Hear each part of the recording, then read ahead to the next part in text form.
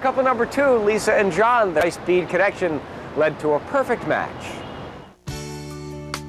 By joining Match.com was kind of proactive about dating. I knew what I wanted to do. I knew that I wanted to find somebody, and I had no idea that within a month I would find more than what I could have dreamed about.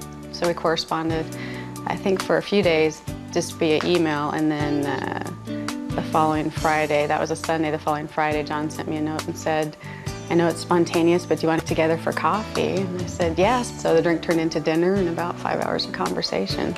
He sent me an email the next morning. It was very complimentary and just very sweet, and I was hooked. You know, I had just felt like this was the neatest, most special date that I'd had. Lisa, I enjoyed meeting you last night. I drug it out longer than I should have, but I would do the same again, so no apology. And I figured it out, that open way that I kept seeing when you talked about certain things that you enjoy. You changed from being this beautiful classic features to cute and fun.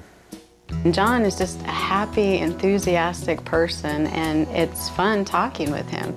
That's how our first date extended to 6 or 7 hours. She, in some ways, is very independent, and in other ways, she makes a wonderful partner. We lean on each other at times, and at other times, we don't need to lean on anything other than just to have fun. I have always loved cars. I've always been thrilled with speed, so I became a fan of racing, car racing. And I've now introduced John to that, and after going to Daytona with Team Seattle, we had a trip planned to Napa, to the Andretti Winery in October, and during the dinner show, they had a comedian there who roamed around the audience, and it was after dinner, and he just asked if anybody was celebrating anything special, and First Lady said no, and then he put the mic in front of John and said, "Are you celebrating anything special tonight?" And he stood up and he said, "As a matter of fact, I am."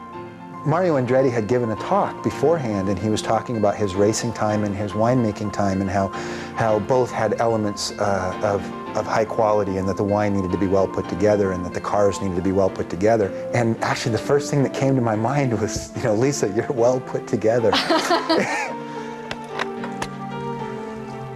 When you meet the right person, it doesn't matter how you meet them. When I walked in and saw John and we started talking, it wouldn't have made a difference if we met through the internet or had we met at a bar somewhere or through mutual friends. And we were both 40 when we met, and that can be a traumatic time for anybody for a lot of reasons, and it was the best year for me so far. I expect to have a lot better ones though in the future.